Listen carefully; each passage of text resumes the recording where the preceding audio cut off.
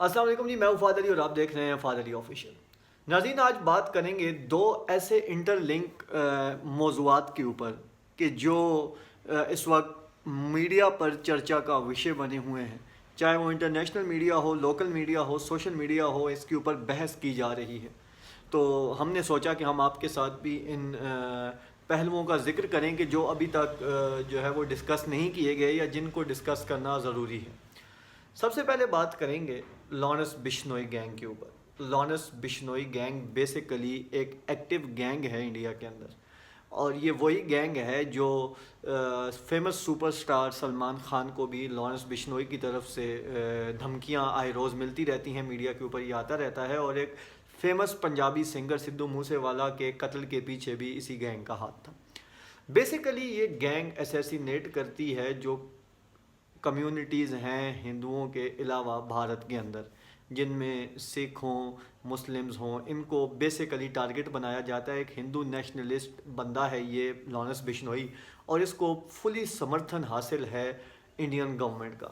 अब ये बात मैं क्यों कर रहा हूँ?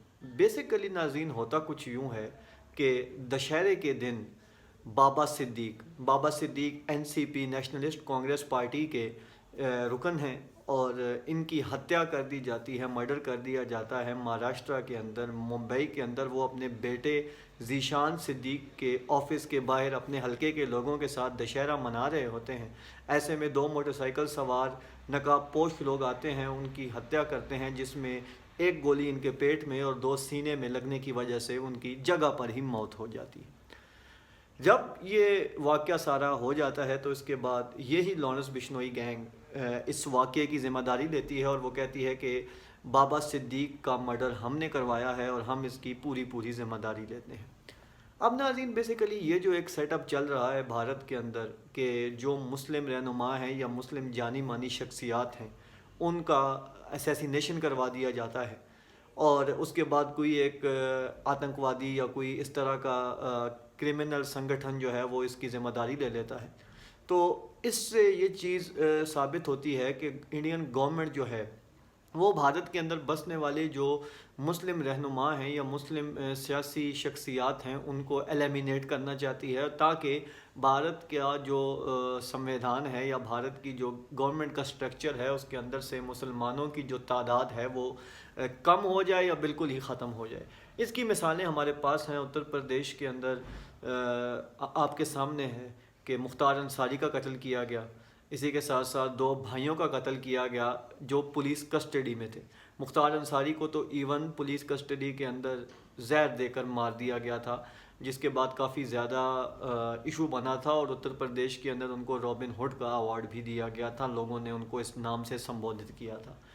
उसके बाद नाज़रीन, अब होता यह है कि इस असैसिनेशन के बाद लॉरेंस बिश्नोई गैंग इस कत्ल की ज़िम्मेदारी लेती है, और लॉरेंस बिश्नोई गैंग के 3 शूटर्स जो हैं वो पकड़े जाते हैं पुलिस की तरफ से।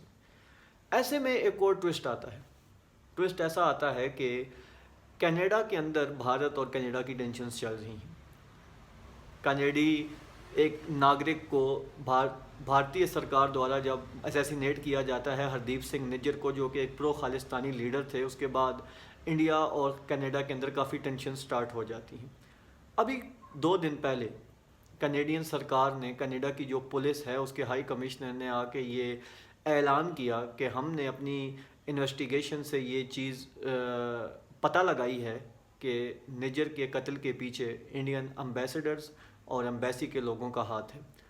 इसके बाद एक और ख़ुलासा करती है कनेडियन पुलिस, और वो ये कहती है कि इंडिया की जो गवर्नमेंट है वो बेसिकली एक क्रिमिनल गैंग बिश्नोई गैंग के साथ मिलकर कोलैबोरेट कर कर, ये अल्फाज हैं कनेडियन गवर्नमेंट के, कनेडियन पुलिस के, कि इंडियन गवर्नमेंट कोलैबोरेट करती है बिश्नोई गैंग के साथ, और वो कनाडा के अंदर प्रो खालिस्तानी लीडर्स या कनाडा के अंदर जो सिख कम्युनिटी है उसको एलिमिनेट करने के लिए पूरा एक प्लान बनाती है, और वो इस पर अपना जो है वो अमली जामा भी पहनाती है।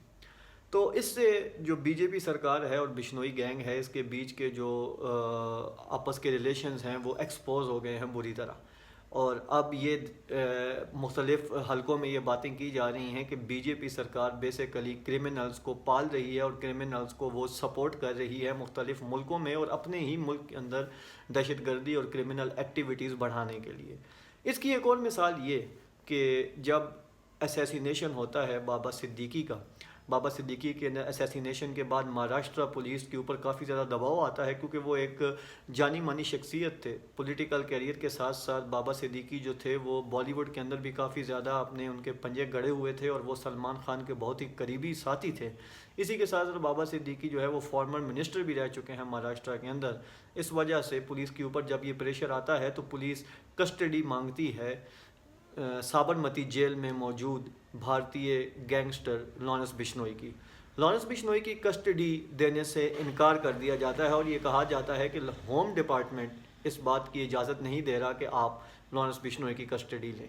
तो बेसिकली होम डिपार्टमेंट को चला रहे हैं अमित शाह जी, और अमित शाह ख़ास हैं भारत के प्रधानमंत्री नरेंद्र मोदी के। तो इससे ये चीज़ भी साबित हो जाती है कि बेसिकली नरेंद्र मोदी और अमित शाह इस गैंगस्टर को यूटिलाइज़ कर रहे हैं मुख्तलिफ मुल्कों में दहशत गर्दी और क्रिमिनल एक्टिविटीज़ को परवान चढ़ाने के लिए, और साथ ही साथ इस क्रिमिनल को प्रोटेक्ट भी कर रहे हैं ताकि वो अपने इन घिनौने कामों को मज़ीद बेहतरी से अंजाम दे सके। और नाजरीन, ये चीज़ भी अब डिस्कस होने लग गई है कि एक क्रिमिनल जो कि इस वक्त साबरमती जेल के अंदर कैद है, वो किस तरह जेल के अंदर रह के मुल्की और गैर मुल्की जगहों पर अपनी क्रिमिनल एक्टिविटीज़ अंजाम दे रहा है और इतनी मजबूती से और इतने बड़े लोगों के असैसिनेशन में वो कामयाब भी हो जाता है। तो इससे कनेडियन पुलिस के इस खुलासे के बाद ये चीज़ सामने आई है कि बेसिकली हिंदुत्वा आइडियोलॉजी के ऊपर काम करने वाली हिंदू सरकार, भारत की सरकार और लॉरेंस बिश्नोई जैसे लोग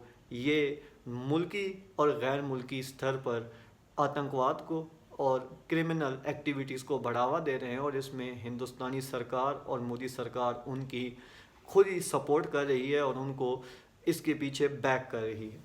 तो अब देखना ये है कि इसका क्या नतीजा निकलेगा, क्या लॉरेंस बिश्नोई को अपनी सज़ा मिलेगी या बीजेपी सरकार इसी तरह इन क्रिमिनल्स को अपने मकासद के लिए, अपने मज़मूम मकासद के लिए यूटिलाइज़ करती रहेगी और बेगुनाह लोगों का खून यूं ही बहता रहेगा। जैसे ही कोई नई अपडेट आएगी हम आपके साथ फौरी शेयर करेंगे अपने मेज़बान फ़ाद अली को। अगली वीडियो तक के लिए इजाज़त दीजिए। अपना और अपने घर वालों का बहुत ख्याल रखिए। अल्लाह हाफ़िज़।